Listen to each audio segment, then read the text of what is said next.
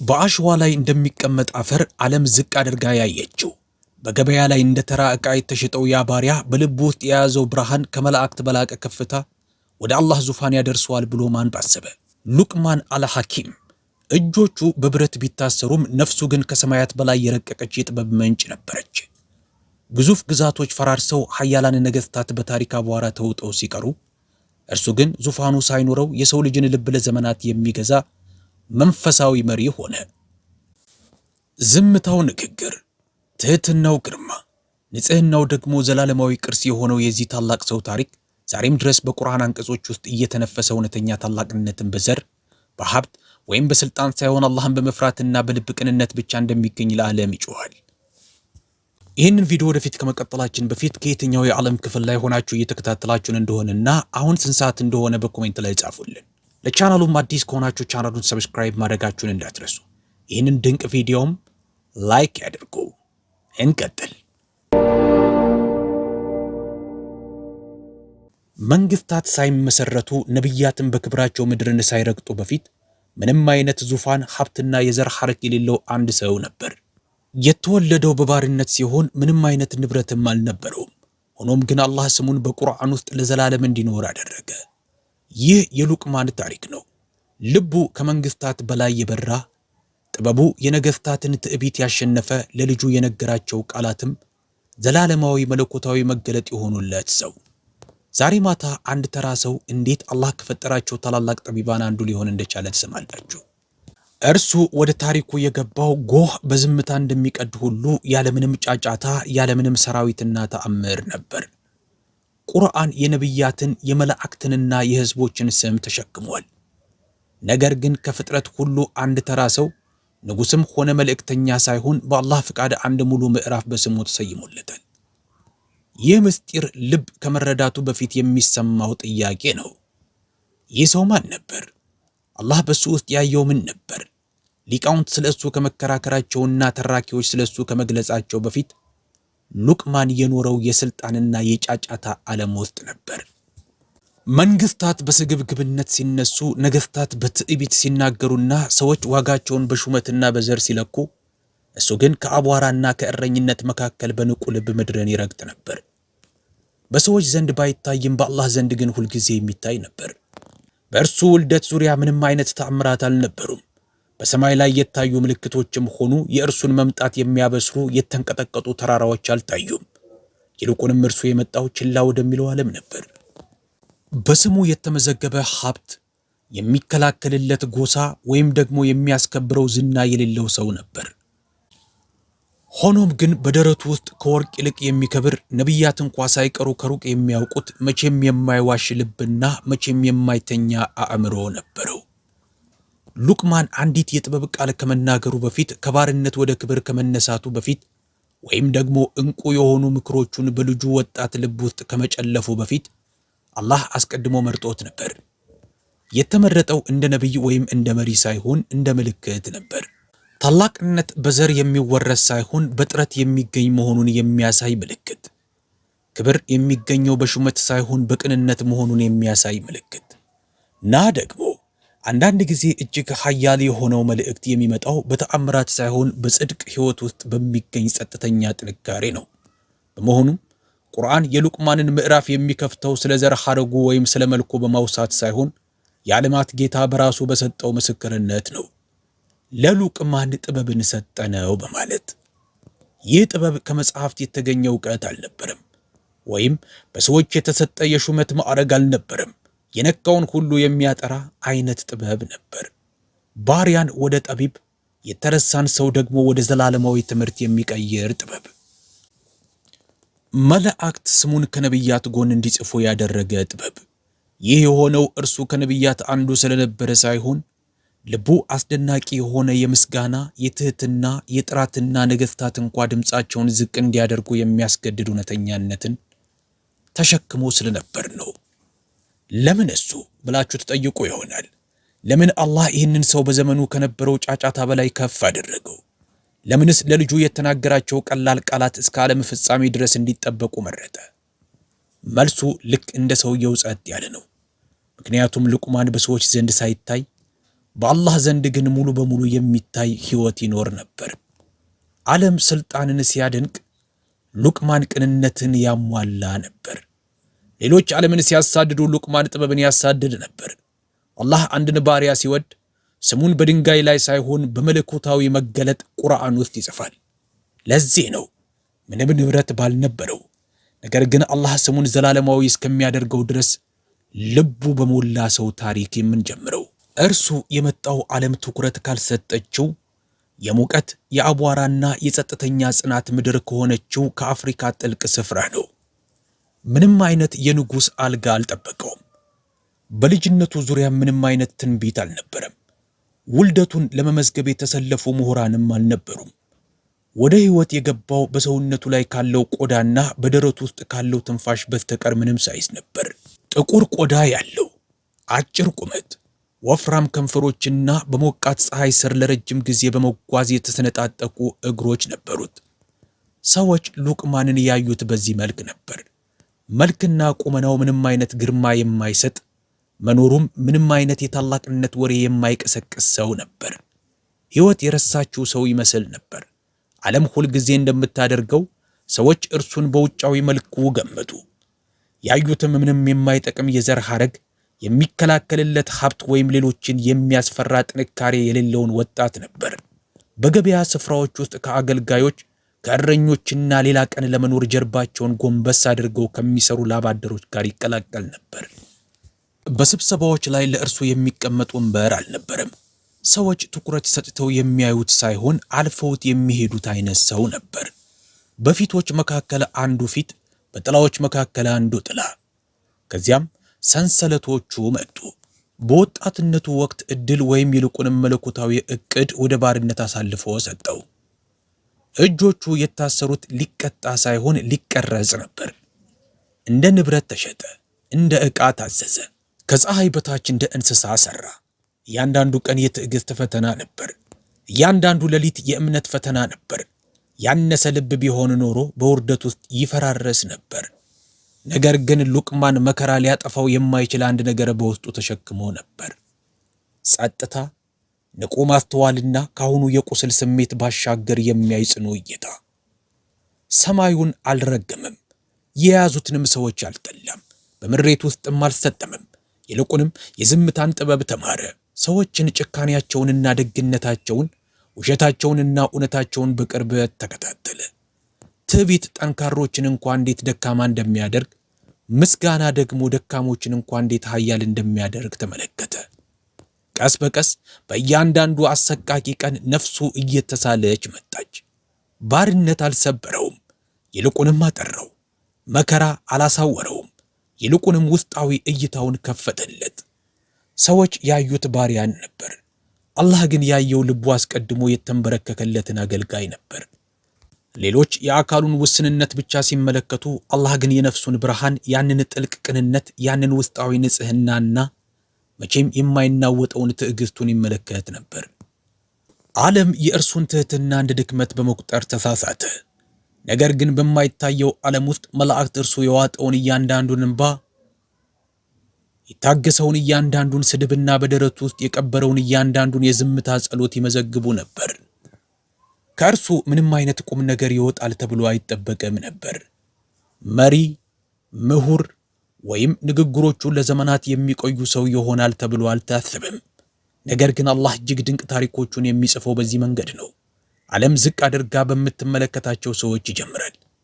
እነዚህ ሰዎች ከፍ የሚሉት በስልጣን ሳይሆን በንጽህናቸው ነው። በሀብት ወይም በክብር ሳይሆን ጥበብን በአጥንታቸው ውስጥ በሚቀርጹ ፈተናዎች የታነጹ ናቸው። የሉቅማን ታላቅነት የጀመረው ነፃ ሲወጣ ወይም ልጁን ሲመክር ወይም ደግሞ አላህ በቁርአን ውስጥ ስሙን ዘላለማዊ ሲያደርገው አልነበረም። የጀመረው እዚህ ዓለም ችላ ባለችውና አላህ በመረጠው ወጣት የዝምታና የማያወላውል ጽናት ውስጥ ነበር። ሁሉንም ነገር የቀየረው ቀን የመጣው በነጎድጓድ ወይም በተአምራት አልነበረም። አብዛኞቹ መለኮታዊ ፈተናዎች እንደሚመጡት በተራ ነገር ተጠቅልሎ በዝምታ መጣ። የሉቅማን ገዥ ጠራው። ድምፁም ባሪያዎች በሚገባ የሚያውቁትን የትዕዛዝ ቃና የተላበሰ ነበረ። በእጆቹም ውስጥ የተለመደ የሚመስል ቀላል ትዕዛዝ ሰጠው። በግረድና ከእርሱ ውስጥ ከሁሉ የሚበልጡትን 2 ብልቶች አምጣልኝ። ምንም አይነት ማብራሪያ ወይም ፍንጭ አልነበረም፣ ትዕዛዝ ብቻ። ሉቅማንም ያለምንም ማመንታት ታዘዘ። እንስሳውን ለይቶ ወሰደ። አላህ ብቻ የሚሰማውን ጸሎት በሹክሹክታ አደረገ። ተግባሩንም በተረጋጋ እጅ አከናወነ። ሲመለስም ለጌታው 2 ስጋዎችን አቀረበ፣ ልብንና ምላስን። በሰውየው ፊት ላይ የመገረም ስሜት ታየ፣ ግን ምንም አልተናገረም። ገና ነው አለ። በማግስቱ ፈተናው ተመለሰ። በዚህ ጊዜ ይበልጥ ስለታም፣ ከባድና ገላጭ በሆነ መንገድ ሌላ በግ እረድ አለው ገዢው። ከእርሱም ውስጥ ከሁሉ የሚከፉትን 2 ብልቶች አምጣልኝ። ሉቅማን አሁንም ታዘዘ። አሁንም ይዞ የተመለሰው ልብንና ምላስን ብቻ ነበር። አሁን ጌታው ትኩር ብሎ ተመለከተው። ጉጉቱንም መደበቅ አልቻለም። ትናንት እነዚህ ምርጥ ብልቶች ናቸው አልከኝ፣ ዛሬ ደግሞ ከሁሉ የከፉ ናቸው ትላለህ። እንዴት አንድ አይነት ነገር በአንድ ጊዜ ምርጥም አስጸያፊም ሊሆን ይችላል አለው። ሉቅማንም ከዓመታት መከራ የተቀረጸ መረጋጋትን በተላበሰ ሁኔታ ለዘመናት የሚቀጥለውንና ለነጻነቱ ምክንያት የሆነውን መልስ ሰጠ። ጌቶች፣ ልብና ምላስ ንጹሕ ሲሆኑ ከእነሱ የሚበልጥ የለም፣ ሲበላሹም ከእነሱ የሚከፋ የለም። እነሱ መልካም ከሆኑ መላው አካል መልካም ይሆናል። እነሱ ከተበላሹ ግን ሁሉም ነገር አብሮ ይበላሻል። ለአፍታ ዓለም የቆመች መሰለች። አየሩ የእርሱን ቃላት የሳባቸውና ያከበራቸው ይመስላል። ምክንያቱም የተናገረው ብልጣብልጥነትን ሳይሆን በቀላል ነገር የተጠቀለለ እውነት ነበር። እንዲህ አይነቱን እውነት ሊረዳ የሚችለው በዝምታና በህመም ውስጥ ያለፈ ሰው ብቻ ነው። ልብና ምላስ ማንም ሰው ሊደብቃቸው የማይችላቸው፣ ነፍስን አሳልፈው የሚሰጡ ወይም የሚጠብቁ 2 ነገሮች ናቸው። እነሱ ካበሩ ሰውየው ብርሃን ይሆናል። እነሱ ከጨለሙ ሰውየው ጨለማ ይሆናል። የባሪያ ገዢው አሁን ሉቅማንን በተለየ አይን ተመለከተው። እንደ መጀመሪያ ጊዜ ዓለም ንቃ የተወችው ይህ ባሪያ እርሱ ከሚያደንቃቸው ምሁራን ይልቅ ጥልቅ የሆነ ጥበብ፣ ከሚያማክራቸው ዳኞቹ ይልቅ ስለታም ማስተዋል እንዳለው ተረዳ። በዚያ ቅጽበት በሉቅማን ዙሪያ የነበሩት ሰንሰለቶች ሰንሰለት መሆናቸው አበቃ። አላህ አንዳንድ ጊዜ አልማዞችን በአቧራ ውስጥ እንደሚደብቅ ማረጋገጫ ሆኑ። የባሪያ ገዢው ይህ ሰው የሰው አገልጋይ ሆኖ እንዲቀጥል ፈጽሞ እንዳልተፈጠረ ተረዳ። እርሱ የአላህ ብቻ አገልጋይ እንዲሆን የተፈጠረ ነበር። በመሆኑም የሥጋና የትህትና ፈተና የሆነው ይህ አጋጣሚ ለሉቅማን ነጻነት ቁልፍ ሆነ። ነጻነቱ የተሰጠው በምህረት ሳይሆን በአክብሮትና በመገረም ነበር። ዓለም ለዓመታት ዘግታበት የነበሩት በሮች በአንድ ትንፋሽ ተከፈቱ። ይህም የሆነው ልቡና ምላሱ እውነትን ስለተናገሩ ብቻ ነበር። ያ የለውጥ ነጥብ ነበር። ዓለም እይታዋን የቀየረችበት፣ ባሪያ ወደ ጠቢብነት የተለወጠበት፣ የተረሳ ሰው የማይረሳ የታሪክ አካል የሆነበት ቅጽበት። የሉቅማን ልብ ከቂም ይልቅ ንጽህናን የመረጠው ያ ልብ አላህ ብቻ ወደሚሰጠው የከፍታ ደረጃ ወጣ። ከነጻነቱ በኋላ ሉቅማን በአንድ ወቅት አስሮት ከነበረው ሕይወት ወጣ። በታገሰ ልቦና በበሰለ አእምሮ ብቻ ተጉዞ በረሃዎችንና ሸለቆዎችን አቋርጦ የፍልስጤም ምድር ደረሰ። እዚያም ነቢያት በረገጡበት፣ መለኮታዊ ራእይ በሚተነፍስበትና አየሩ ራሱ የእውነትን ክብደት በተሸከመበት ስፍራ ለመጀመሪያ ጊዜ ነቢዩ ዳውድን አገኘ። ዳውድ በግርማዊነትና በገርነት የተሞላ፣ አላህ በሰዎች መካከል በፍትህ እንዲፈርድ የመረጠው መሪ ነበር። ሉቅማንም መጀመሪያ በዝምታ ይከታተለው ነበር። ዳውድ አለመግባባቶችን በጆሮ ብቻ ሳይሆን በልቡም ጭምር እንዴት እንደሚሰማ ተመለከተ። ነቢዩ ከመናገሩ በፊት አየሩን በዝምታ በማጽዳት እውነት በራሷ ጊዜ እንድትወጣ እንዴት ፋታ እንደሚሰጥ አስተዋለ። ሉቅማን ፍርድ ማለት ብልጣብልጥነት ሳይሆን ግልጽነት መሆኑን፣ ማሸነፍ ሳይሆን የነገሩን ስር ማየት መሆኑን ተረዳ። ይህም ከዳውድ አቀራረብ ጋር በውስጡ ጥልቅ ስምምነት ፈጠረ። ደግሞም ሉቅማን በባርነት ዘመኑ የሰውን ልጅ ባህሪ ሲያጠና ዓመታትን አሳልፏል። አሁን ደግሞ እነዚያን ምልከታዎች ከመለያየት ይልቅ ወደሚፈውስ ጥበብ እንዴት እንደሚለውጣቸው እየተማረ ነበር። ቀን በቀን ሉቅማን ከዳውድ ጎን ቆየ። እንደ ጓደኛ ወይም እንደ ምሁር ሳይሆን የዝምታን ዋጋ እንደሚረዳ ትሁት ፈላጊ። ዝምታው ባዶነት ሳይሆን ትኩረት ነበር። ጥያቄዎቹ ብዙ ባይሆንም ጥንቁቆች ነበሩ። ዳውድም ጥቂት ሰዎች ብቻ ያላቸውን ብቃቶች በእሱ ውስጥ አየ። ሳይነገረው የሚረዳ አእምሮና ሳይፈርድ በፊት የሚራራ ልብ። በዚህ ጊዜ ነበር ምሁራንን ሉቅማን ነቢይ ነበር ወይስ ደግ አገልጋይ በሚለው ላይ መከራከር የጀመሩት። አንዳንዶች እንዲህ አይነት ጥበብ፣ ማስተዋልና ንጽህና ያለው ስሙም በቁርአን የተጠቀሰ ሰው ነቢይ መሆን አለበት አሉ። ሌሎች ግን ለሉቅማን ጥበብን ሰጠነው የሚለውን አንቀጽ በመጥቀስ ነቢይ እንዳልሆነ ተከራከሩ። ነቢይነት ለተመረጡ ጥቂቶች የሚሰጥ ካባ ሲሆን ጥበብ ግን ራሳቸውን ለሚያጠሩ የሚለገስ ስጦታ ነው። ይህ ልዩነት ነው ሉቅማንን ልዩ የሚያደርገው። ሉቅማን ነቢይ ቢሆን ኖሮ ታሪኩ በመለኮታዊ ጥበቃ ስር ባሉ መልእክተኞች ተርታ ይመደብ ነበር። ነገር ግን አላህ የፈለገው ታላቅነትን ለነቢይ ብቻ እንዳልሆነ ለዓለም ለማሳየት ነበር። መንፈሳዊ ከፍታ በራእይ ለተመረጡት ብቻ ሳይሆን አላህን በቅንነት ለሚመርጡ ሁሉ ክፍት መሆኑን ለማሳየት አላህ ለሉቅማን ነቢይነትን ሳይሆን ጥበብን በመስጠት ለእያንዳንዱ ተራ አማኝ መስታወት አደረገው። አላህ ዘንድ መቅረብ በዘር ሐረግ፣ በሹመት ወይም በተአምራት ብቻ እንዳልተገደበ አስተዋሽ ሆነ። ሉቅማን ከነቢዩ ዳውድ ጎን ሆኖ ነቢይ እንዴት እንደሚኖር በማየት ተማረ። ዝምታ ሰውን ከስንት አይነት ጸጸት እንደሚከላከል፣ ፍርድ ከሌሎች በፊት ለራስ መሆን እንዳለበት፣ እንዲሁም ትህትና ትዕቢት የሚዘጋቸውን በሮች እንዴት እንደሚከፍት አወቀ። በዚህ ቆይታው ጥበቡ ይበልጥ ጎለመሰና የራሱ አካል ሆነ። ሰዎች በአንድ ወቅት ከነገስታት የሚፈልጉትን ምክር ከእሱ መፈለግ ጀመሩ። እርሱ ጥቂት ስለሚናገርና እያንዳንዱ ቃሉም ሰማያዊ ክብደት ስላለው ቃሉን ያምኑ ነበር። ነቢይ ባይሆንም የነቢይ ግርማ ነበረው። ራእይ ባይወርድለትም የራእይን ነጸብራቅ በልቡ ተሸክሞ ነበር።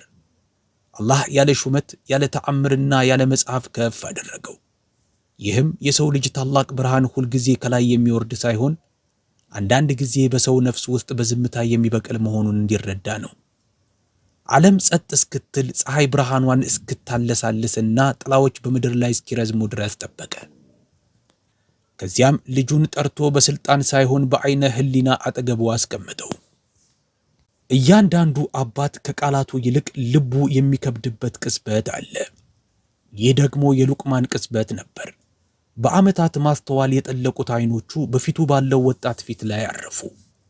ድምፁን አላነሳም፣ ንግግሩንም አላጌጠም።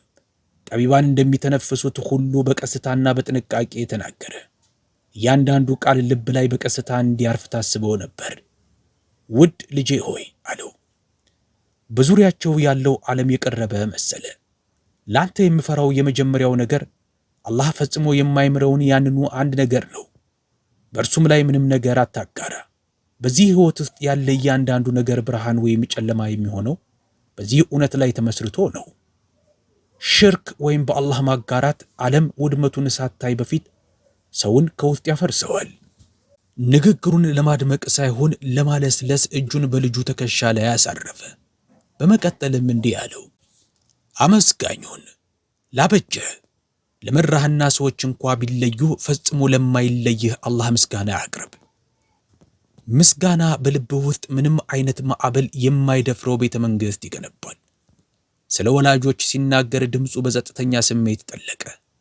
ስለ እነዚያ በዝምታ መስዋዕት ስለሚሆኑት፣ ልጆቻቸውን እያሳደጉ ቀስ በቀስ ስለሚያረጁት አክብራቸው ሲል ሉቅማን በሹክሹክታ ተናገረ። እናትህ በድካም ላይ ድካም እየተደራረበባት ተሸክመሃለች። አባትህ ደግሞ ገና አደጋ ምን እንደሆነ እንኳ ሳትረዳ ጠብቀዋል። እነሱ በገርነት ባይዙህ እንኳ አንተ በገርነት ያዛቸው። እንዲህ ያለው እዝነት ባልጠበቅከው መንገድ ወደ አንተ ይመለሳል።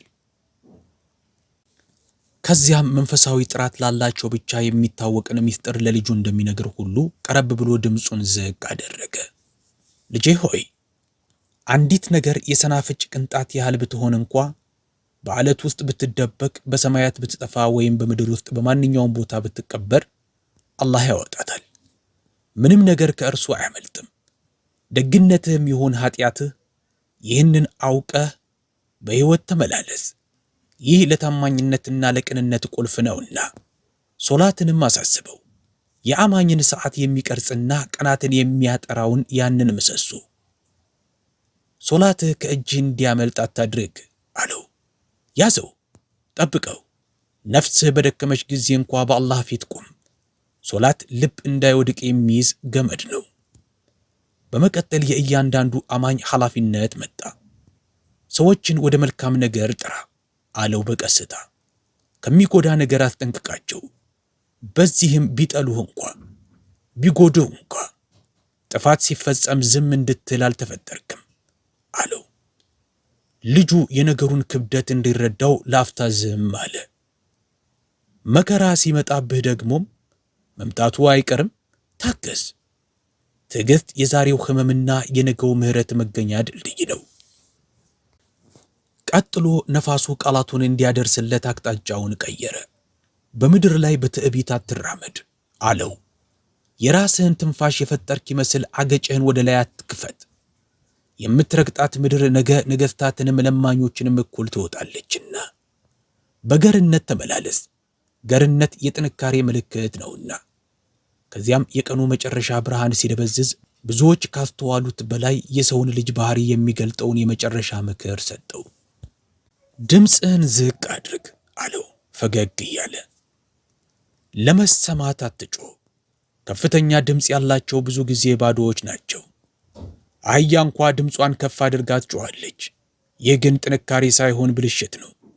ንግግርህ የተመጠነ ይሁን፣ ቃናህም የለሰለሰ። ጥበብ ከፍተኛ ድምፅ አያስፈልጋትም። ሉቅማን ትምህርት አልሰጠም፣ ዘርዘራ እንጂ። ለመደነቅ አልተናገረም፣ ለመምራት እንጂ። ልጁም በሚያዳምጥበት ጊዜ ሰማዩ በላያቸው ይንቀሳቀስ ነበር። ነፋሱም ከበባቸው። መላእክትም እያንዳንዱን ቃል መዘገቡ። እነዚህ ቀላልና ገር መመሪያዎች ከስልጣኔዎች በላይ እንደሚቆዩና ለዘላለም በመጽሐፍ ተጠብቀው እንደሚኖሩ ያውቁ ነበርና። ነፃነት ከትከሻው ላይ ከተነሳና ክብር በሕይወቱ ከሰፈነ በኋላ እንኳ ሉቅማን በባርነት ዘመኑ ይራመድበት በነበረው በዚያው ጸጥተኛ እርምጃ ምድርን ይረግጥ ነበር። ምንም ነገር ታላቅነቱን አያበስርም ነበር።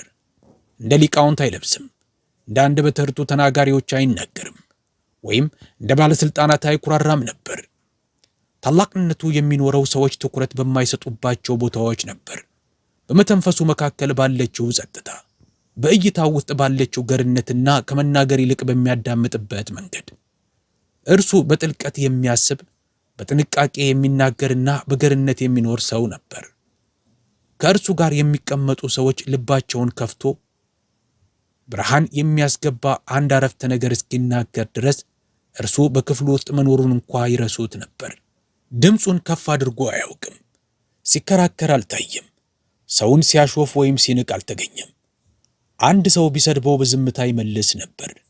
ጥያቄ ቢጠየቅ ደግሞ መልሱ እጅግ የተመጠነ ከመሆኑ የተነሳ ከሰማይ የተመረጠ ይመስል ነበር። ሰዎች ብዙ ጊዜ ዝምታውን እንደ አይን አፋርነት ይቆጥሩት ነበር። ነገር ግን እርሱን የሚረዱት ያ ዝምታ ከባዱ ኃይል መሆኑን ያውቃሉ። ከጌታው ጋር ሰላም የሆነ በዓለም ጫጫታ የማይናወጥ ልብ። የጥበቡ ወሬ እየተናፈሰ ሲሄድ ወንዶችና ሴቶች ምክሩን ፍለጋ ከሩቅ ሀገራት ሲመጡ፣ ቤተሰቦችም አለመግባባቶቻቸውን በአንድ ወቅት ወደ ነቢያት ይዘው እንደሚሄዱት ሁሉ ወደ እርሱ ይዘው ሲቀርቡ፣ ሉቅማን ግን ያው እንደነበረው ቀጠለ። በአቋሙም ሆነ በድምፁ ቃና ላይ ምንም አይነት ለውጥ አልነበረም። ራሱን የሚመራበት መንገድም አልተቀየረም። ሲፈርድ መሬት ላይ ይቀመጣል፣ ከዚያም ብቻውን ወደ ቤቱ ይሄዳል። የበኒ እስራኤል መሪዎች በተከበሩት ዳኞቻቸው መካከል ቦታ ቢሰጡት እንኳ የተቀበለው በትዕቢት ሳይሆን በፍርሃት ነበር። አላህን እንዳያሳዝን መፍራት፣ ፍርድን መፍራት፣ በፀጉር ስንጣቂ ያህል እንኳ ኢፍትሃዊ ከመሆን መፍራት።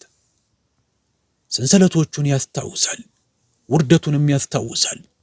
ማንም በማይሰማው በዚያ ቀዝቃዛ ድንጋይ ላይ ተኝቶ በሹክሹክታ ያደረጋቸውን ጸሎቶች ያስታውሳል። ይህንን ስለሚያስታውስም ትዕቢት በልቡ ውስጥ መግቢያ ቀዳዳ አላገኘችም። ቦታው ወይም ሹመቱ አልፈተነውም፣ ምስጋናም አላሰከረውም። አድናቆት እንኳ በነፍሱ ላይ ይከብድበት ነበር። ጥልቅ በሆነ መንገድ ለተቀበለው ለእያንዳንዱ ሙገሳ ተጠያቂ የመሆን ይመስለው ነበር። ሰዎች ከባርነት ወደ ጥበብ፣ በግ ከመጠበቅ ወደ ብሔራተ ዳኝነት እንዴት ከፍ አልክ ብለው ይጠይቁት ነበር። እርሱም በቀላሉ ምላሴን በመቆጣጠር ልቤን በመጠበቅና የማይመለከተኝን ነገር በመተው ይል ነበር። ብልህ ነኝ ብሎ አያውቅም። ከሌሎች እበልጣለሁም አላለም። ጥበብ በራሱ ጥረት ያመጣው መሆኑን ፈጽሞ ተናግሮ አያውቅም። ጥበብ የእርሱ እንደሆነች ባሰበበት ቅጽበት ልትወሰድ የምትችል ስጦታ መሆኗን ያውቅ ነበር።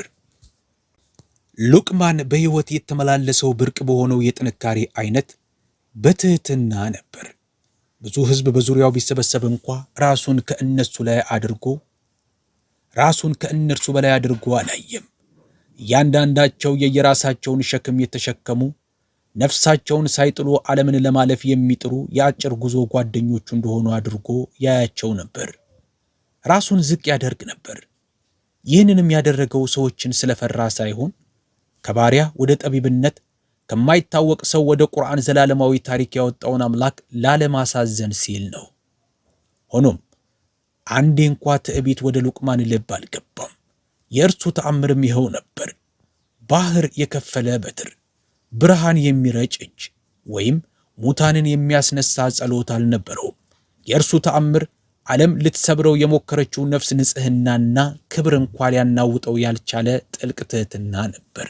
ዓመታት እርስ በእርሳቸው ሲተኩና የሉቅማን ሕይወት ወደ ማብቂያው ሲቃረብ ምንም አይነት ትርኢት፣ ታላቅ ስንብት ወይም የመሄዱን ምልክት የሚያሳይ ሰማያዊ ምልክት አልነበረም። ጠቢባን ሰዎች ዓለምን የሚለቁት ልክ እንደኖሩበት ሁሉ በዝምታ ነው። ስለ አሟሟቱ የሚነገሩ ታሪኮች በታሪክ ውስጥ እንደተበታተኑ ቅጠሎች ናቸው። እያንዳንዱ ታሪክ ሰዎች ያረፈበትን ቦታ በተለያየ ስፍራ ይጠቁማሉ። አንዳንዶች በቤተልሔም ነቢያት በረገጡበት ስፍራ ተቀብሯል ይላሉ። ሌሎች ደግሞ ከዳውድ አጠገብ ተቀምጦ የዳኝነትን ምስጢር በተማረበት በፍልስጤም ምድር ይላሉ። ሌሎች ደግሞ ስሙን ወደሚያከብሩ ጥንታዊ ነገዶች ወደ የመን ተወስዷል ይላሉ። ጥቂቶች ደግሞ በሳዑዲ አረቢያ ተራሮች ውስጥ ድንጋዮቿ ዓለም የረሳቻቸውን ታሪኮች በሚያስታውሱ አንዲት መንደር ውስጥ መቃብሩ እንዳለ ይናገራሉ። ነገር ግን ከነዚህ መካከል አንዱን በእርግጠኝነት አይታወቅም። ማንም ምሁር ወደ አንዲት ድንጋይ ጠቁሞ እዚህ አርፏል ሊል አይችልም። ማንም የታሪክ ተመራማሪ የመጨረሻ እርምጃዎቹን በግልጽ ሊከተል አይችልም። ምናልባትም መሆን የነበረበት እንዲህ ነው። አላህ የቅርብ ወዳጆቹን እንደሚደብቅ ሁሉ የእርሱንም ማረፊያ ስፍራ ደብቆታል።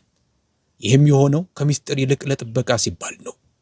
ምክንያቱም የሉቅማን ዋጋ ወደ ተመለሰበት አፈር ጋር የተገናኘ አልነበረም። ታላቅነቱ በተቀበረበት ቦታ ሳይሆን በሕይወት በነበረበት መንገድ ላይ ነበር። እስቲ ያስቡት። በአንድ ወቅት በገበያ ላይ የተሸጠ ቆዳውና ቁመናው ሌሎች ዝቅ አድርገው እንዲያዩት ያደረገ ሰው ዛሬ ሰዎች ውቅያኖስ አቋርጠው የሚያጠኑት ቅርስ አለው።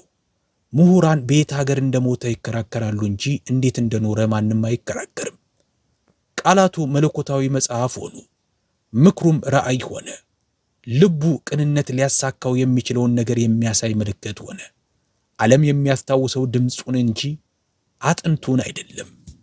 አላህ የሰው ልጅ እንዲረዳው የፈለገው እውነት ይኸው ነው። መቃብር ለሥጋ ነው፣ ቅርስ ግን ለነፍስ ነው። አንዳንድ ሰዎች የሚታወሱት ትተውት በሚሄዱት አፈር ወይም ሀብት ነው። ሌሎች ግን የሚታወሱት በውስጣቸው ተሸክመውት በነበረው ብርሃን ነው። ሉቅማን ከሁለተኛው ወገን ነበር። በፍልስጤም የወይራ ዛፍ ስር ቢያርፍ ወይም በየመን ጥንታዊ ደጋማ ቦታዎች ወይም በሳዑዲ ተራሮች ውስጥ ምንም የሚቀየር ነገር የለም። ከስሩ ያለው ምድር ልቡ ጥበብን የተሸከመውን ሰው በመያዙ ብቻ የተከበረ ነው። ታላቅነት በመቃብርህ ላይ ባሉ ድንጋዮች ወይም በሚጎበኝህ ሕዝብ ብዛት አይለካም። የሚለካው በባህሪ ተጽዕኖ፣ በቃላት እውነተኝነትና በሥራ ቅንነት ነው። ሉቅማን ቤተ መንግሥት፣ ሰራዊት፣ ሀብት ወይም ግዛት አልተወም። ሆኖም ቅርሱ ከነገሥታት በላይ ቆይቷል። ስልጣኔዎችን ተሻግሯል። አንድ አማኝ የእርሱን ታሪክ ከቁርአን ባነበበ ቁጥር ዓለምን ይዞራል። ሰዎች የሚፈራርሱ ሐውልቶችን ለመገንባት ሙሉ ሕይወታቸውን ያጠፋሉ። ሉቅማን ግን የፈለገው አላህን ደስ ማሰኘት ብቻ ነበር። አላህም ስሙን በዘላለም መዝገብ ላይ ጻፈው። ይህ ምንም አይነት አፈር፣ ርቀት ወይም የተረሳ መቃብር ሊያጠፋው የማይችል የቅርስ አይነት ነው። ጊዜ እንደ ማዕበል ነው። የማይናወጡ የሚመስሉትን ነገሮች ሁሉ ይወጣል። በጥሬ ወርቅ ተራራዎች ላይ የተገነቡ ግዛቶች ወደ አሸዋነት ተቀየሩ። ሰራዊትን በእጃቸው ትዕዛዝ ይመሩ የነበሩ ነገስታት ዛሬ በትዕቢት ይረግጡት በነበረው በዚያው አፈር ስር ያርፋሉ። ባህር በሙዚቃና በትዕቢት ተሞልተው የነበሩ ቤተ መንግስቶች ዛሬ ቱሪስቶች ማን ይኖርባቸው ነበር ብለው የሚገረሙባቸው ፍርስራሾች ሆነዋል። ነገር ግን በአንድ ወቅት በግ ይጠብቅ የነበረው የዚያ ሰው ቃላት ዛሬም በቁርአን ውስጥ ይተነፍሳሉ። የሉቅማን ታሪክ ጸጥተኛ ተአምር ይኸው ነው። ዙፋን አልነበረውም፣ ነገር ግን ድምፁ ከመለኮታዊ ራእይ ጎን ተቀምጧል። ሀብት አልነበረውም፣ ነገር ግን ጥበቡ ለዘመናት ልቦችን ያበለጽጋል። ሰራዊት አልመራም፣ ነገር ግን ትምህርቶቹ መረሳትን ድል ነስተዋል። ያለ ስልጣን፣ ያለ ሹመት፣ ያለ ዘመኑ አድናቆት ኖረ፣ ነገር ግን በቅንነት ኖረ። ቅንነት ደግሞ አላህ እጅግ ብርቅ ለሆኑ ነፍሳት ብቻ ያዘጋጀው የከፍታ መሰላል ነው። ከትውልድ ወደ ትውልድ ልጆች ስለ ነገስታት ታሪክ ከመማራቸው በፊት የእርሱን ምክሮች ይማራሉ። ሊቃውንት የእርሱን ቃላት ይጠቅሳሉ፣ ኢማሞች ያስተምራሉ። አማኞችም በሶላት አዳራሾች፣ በትምህርት ቤቶችና አባቶች ለልጆቻቸው በቀስታ በሚመክሩባቸው ጸጥተኛ ክፍሎች ውስጥ የእርሱን ቃላት ያነባሉ። የእሱ ትምህርቶች በረሃዎችን፣ ውቅያኖሶችንና አህጉራትን አቋርጠዋል። የተሸከሟቸውም ሰራዊቶች ሳይሆኑ ልቦች ናቸው። የእርሱ ሕይወት ቆም ብሎ ለሚያዳምጥ ሰው ሁሉ የሚንሾካሾክ እውነት ይህ ነው። ዓለምን ለመለወጥ ዘውድ አያስፈልግህም። የሚያስፈልግህ ዕድልንና ዕጣ ፈንታን ከሚወስነው አላህ ጋር የተገናኘ ልብ ብቻ ነው። የሉቅማን ታሪክ ስለ መነሳትና ስለ መውደቅ አይደለም፣ ስለ መነሳትና ለዘላለም ስለ መኖር መቆየት እንጂ። ግዛቶች ተነስተው ጠፍተዋል። ነገስታት ኖረው ሞተዋል። ስልጣኔዎች ጎልምሰው በጊዜ አቧራ ውስጥ ተውጠዋል። ነገር ግን የእርሱ ስም እስከ መጨረሻው ቀን ድረስ በሚነበበው ቁርአን ውስጥ ሳይነካ ቆሟል። ይህ የሆነው ኃያል ስለነበረ ሳይሆን ንጹሕ ስለነበረ ነው። በዚያ ንጽህና ውስጥ ደግሞ በሕይወት ጎዳና ላይ ለሚንከራተቱ፣ ዋጋ አለኝ ወይ ብለው ለሚጠይቁ፣ ጥረታቸውና ጸጥተኛ ደግነታቸው በማንኛውም ሰው እንደሚታይ ለሚጠራጠሩ ነፍሳት ሁሉ መልእክት አለ። አላህ ሁሉንም ያያል። አላህ ምንም አይረሳም። አላህ የፈለገውን ሰው ከፍ ያደርጋል። ስለዚህ ታሪኩ የሚያበቃው ሁሉም እውነተኛ ታሪኮች በሚጀምሩበት ስፍራ ነው። በልብ እርሱን በሚፈራ ልብ፣ በእርሱ በሚተማመን ልብ፣ በዝምታ ውስጥ እርሱን በሚፈልግ ልብ። የሉቅማን ምስጢር ይኸው ነበር። ሀብቱ ሊያጠፋው በሞከረ ዓለም ውስጥ ተሸክሞት ያለፈው ፋኖስም ይኸው ነበር። አላህ መልክን፣ ቀለምን ወይም ሀብትን አይመለከትም። እርሱ የሚመለከተው ልብን ነው። አንዳንድ ጊዜ ዓለም የረገጠቻቸው ሰዎች አላህ ከህዝቦች ሁሉ በላይ ከፍ የሚያደርጋቸው ይሆናሉ። ይህ የሉቅማን አልሐኪም ታላቅና አስተማሪ ታሪክ ፍጻሜ ነው። በእውነት ልብን የሚነካና እውነተኛ ታላቅነትን ከየት እንደሚመነጭ የሚያሳይ ታሪክ ነው። ይህንን ቪዲዮ እስከ መጨረሻው የተመለከታችሁ ጨርሰናል በማለት በኮሜንት ላይ ጻፉልን። ለቻናላችንም አዲስ ከሆናችሁ ቻናሉን ሰብስክራይብ፣ ቪዲዮንም ላይክ ማድረጋችሁን እንዳትረሱ።